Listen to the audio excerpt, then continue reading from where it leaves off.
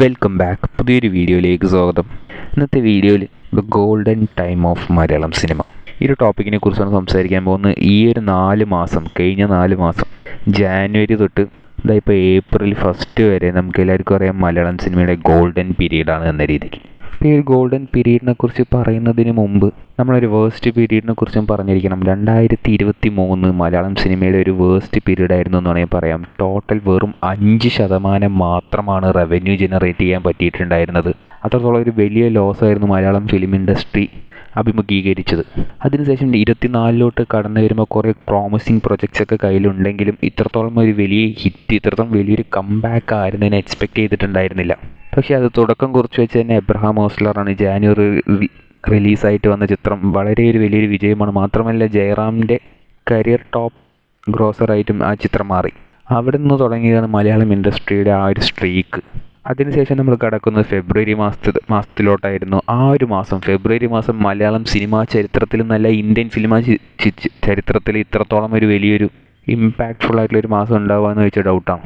കാരണം ഫെബ്രുവരിയിൽ ഇറങ്ങിയ എല്ലാ റിലീസുകളും ഒന്നിനൊന്ന് മെച്ചമായിട്ടായിരുന്നു മലയാളം ഇൻഡസ്ട്രിയിലെ ഉണ്ടായിരുന്നത്. മാത്രമല്ല കുറേ ചിത്രങ്ങൾ മലയാളം ഇൻഡസ്ട്രിയിലെ സീൻ മാറ്റിയെന്ന് വേണമെങ്കിൽ പറയാം. അതിൽ ആദ്യം ഇറങ്ങിയത് അന്വേഷിപ്പിൻ കണ്ടെത്തലും പ്രേമലുവുമായിരുന്നു. ഒരു ഡീസൻറ്റ് ക്രൈം ത്രില്ലറും ഒരു പക്ക റോംകോമും. രണ്ടും 2 ജോണറായിരുന്നെങ്കിലും രണ്ടും ഇരുകൈ നീട്ടി മലയാളി പ്രേക്ഷകർ ഏറ്റെടുത്തു. പക്ഷേ പ്രേമലു മലയാളി പ്രേക്ഷകർ മാത്രമല്ല ഒരു പാൻ ഇന്ത്യൻ ഹിറ്റായി എന്ന് വേണമെങ്കിൽ പറയാം. തെലുങ്കിലും തമിഴിലും വളരെ വലിയൊരു റിസപ്ഷനാണ് ആ ഒരു ചിത്രത്തിന് ലഭിച്ചത്. അങ്ങനെ ആ ഒരു വേവ് അതിനെ കണ്ടിന്യൂ ആയിക്കൊണ്ടിരിക്കുമ്പോഴാണ് മമ്മൂക്കയുടെ ബ്രഹ്മയുഗം ഇറങ്ങുന്നത്. ഒരുപാട് എക്സ്പെക്റ്റേഷൻസോടുകൂടി തന്നെയാണ് ചിത്രം ഇറങ്ങിയത്. ആ എക്സ്പെക്റ്റേഷനെല്ലാം ആ ഒരു ചിത്രത്തെ കൊണ്ട് പൂർത്തീകരിക്കാൻ പറ്റിയെന്ന് വേണമെങ്കിൽ പറയാം. മമ്മൂക്കയുടെ പെർഫോമൻസിൽ പ്രേക്ഷകർ ഞെട്ടിപ്പോയി എന്ന് വേണമെങ്കിൽ പറയാം. അങ്ങനെ ആ ഒരു പടമൊക്കെ കണ്ട് കിളിവാറി നിൽക്കുമ്പോഴായിരുന്നു മഞ്ഞുമൽ ബോയ്സിൻ്റെ എൻട്രി. ഫെബ്രുവരി 22 മഞ്ഞുമൽ ബോയ്സ് റിലീസായും അതും എത്രത്തോളം എക്സ്പെക്റ്റേഷനോടുകൂടി വന്നതാണ്. മാത്രമല്ല സിനിമ റിലീസാണ് മുമ്പ് സുഷിൻ ശ്യാമിൻ്റെ വാക്കുകളൊക്കെ എല്ലാവരും ആ ഒരു എക്സ്പെക്റ്റേഷൻ പീക്ക് ലെവലിലേക്ക് എത്തിക്കാൻ സഹായിച്ചു. പക്ഷേ സുഷിൻ ശ്യാം പറഞ്ഞ പോലെ തന്നെ ഇൻഡസ്ട്രിയിൽ തന്നെ ഒരു സീൻ മാറ്റിയൊരു ചിത്രം തന്നെയായിരുന്നു അത്. തമിഴ്നാട്ടിൽ ഇതുവരെ തമിഴ് ചിത്രങ്ങൾ വലിയ വലിയ ചിത്രങ്ങളൊക്കെ ചേർത്തിട്ട് അയലാനും ക്യാപ്റ്റൻ മില്ലറും എല്ലാം ചേർത്തിട്ട് ഏറ്റവും കൂടുതൽ കളക്ഷൻ നേടിയ ചിത്രം ഇപ്പോൾ മഞ്ഞുമൽ ബോയ്സാണ്.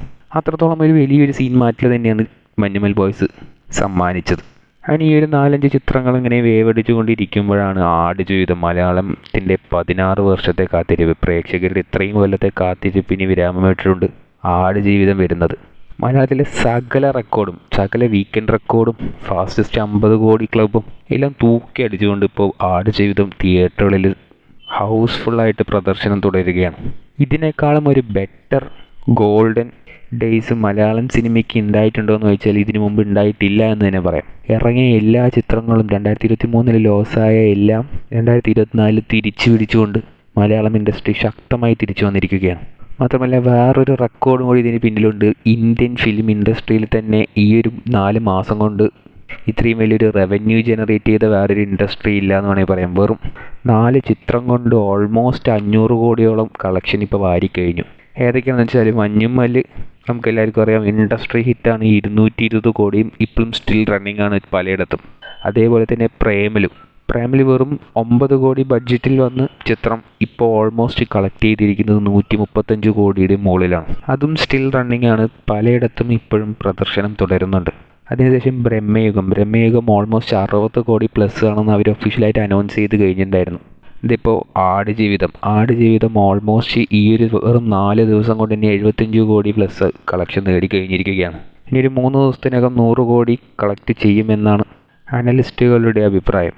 ഏതായാലും ഈ ഒരു വീക്കെൻഡ് എത്തുന്നതിന് മുമ്പ് തന്നെ മലയാളം ഇൻഡസ്ട്രിയുടെ ഫാസ്റ്റസ്റ്റ് 100 crore ക്ലബിലേക്ക് ആടുജീവിതം കയറുമെന്നുള്ള കാര്യം ഉറപ്പിച്ചു കഴിഞ്ഞു. അതിന് ഈ ഒരു ചിത്രമെല്ലാം ചേർത്ത് എന്നിട്ടും സ്റ്റിൽ റണ്ണിങ് ആണ് എല്ലാ സിനിമകളും.